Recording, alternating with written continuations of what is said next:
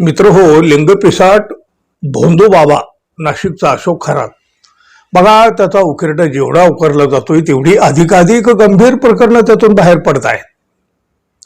हा अशोक खरात एकटा नाही अडकला, त्यानं भल्या भल्यांच्या पायामध्ये साप सोडून दिलेले आहेत. अहो, बडे बडे मंत्री नेते या सगळ्यांची झोप या अशोक खरात प्रकरणानं उडवलेली आहे ना.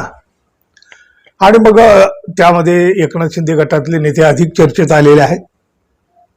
इतर राजकीय पक्षातले काही नेत्यांचा यात जरी समावेश सांगितला जात असला तरी सुद्धा शिंदे गटातला भरणा जरा जास्तच आहे. आणि याच प्रकरणामध्ये रुपाली चाकणकर यांची विकेट पडली, त्यांच्या बहिणीची ही चौकशी झाली. एकनाथ शिंदे यांच्यासह अनेक मंत्र्यांचा या खरात बरोबर संपर्क होता. काही फोटो तर सार्वजनिक झालेले आहेत, आपण पाहिलेले आहेत. पण सामाजिक कार्यकर्त्या अंजली दमनिया यांनी कोणता मंत्री किती वेळा या खरातशी बोलला याचा 7-12 मांडलेला आहे. या खरातवर एकामागून एक असे गुन्हे दाखल होत असले, त्याचा तपास बारकाईनं जरी केला जात असला तरी अजून तरी हा तपास या मंत्र्यांच्या दिशेनं गेल्याचं दिसत नाही. या भोंदूच्या भक्तगणात राजकीय नेत्यापासून बड्या बड्या अधिकाऱ्यापर्यंत अगदी पोलिसापर्यंत अनेकांचा समावेश आहे. तब्बल 1825 जण त्याच्या संपर्कात होते. त्यात बड्या आसामी आहेत. ही नावं समोर आल्यावर देशात एक मोठी खळबळ उडणार आहे. सामाजिक कार्यकर्त्या अंजली दमनिया यांनीच तो दावा केलेला आहे. आणि त्या उद्या म्हणजे बुधवारीच या सगळ्या प्रकरणाचा भांडाफोड करणार आहे.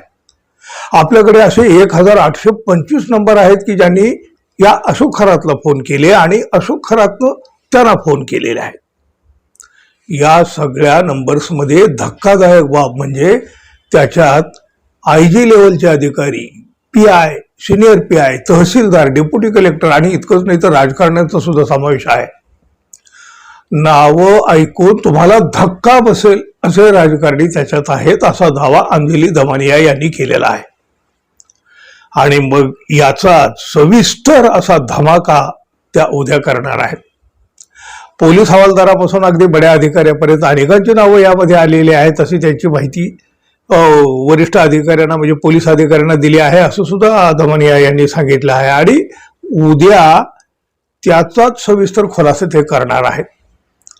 बघा, या प्रकरणामध्ये अनेक बड्या बड्या नेत्यांची नावंही त्या उघड करणार आहेत. त्यामुळे उद्या त्या नेमके कोणाकोणाचे बुरखे फडतायत याची खरी तर उत्सुकता सगळ्यांना आहे. पण त्याचबरोबर अनेकांच्या झोपाही उडालेल्या आहेत. उपमुख्यमंत्री एकनाथ शिंदे यांचा संबंध तर आधीपासूनच जोडला गेलेला आहे. पण आता याबाबतचा अधिक काही खुलासा होण्याची सुद्धा शक्यता आहे. बघा, कारण या अशोक खरातचा ठाण्याशी संबंध असल्याचा दावा या अंजली दमनिया यांनी केलेला आहे. आणि त्याबाबतचा नेमका खुलासा अगदी गुगल मॅपसह उद्याच करणार असल्याचं दमनिया यांनी जाहीर केलेलं आहे. त्यामुळं महाराष्ट्राच्या राजकारणात आणि प्रशासनात सुद्धा उद्या मोठा धमाका होण्याची शक्यता आहे. पाहूया आता नेमका काय धमाका होतोय आणि उद्या कुणाकुणाचा पर्दाफाश होतोय ते. धन्यवाद. पुन्हा भेटू. नमस्कार.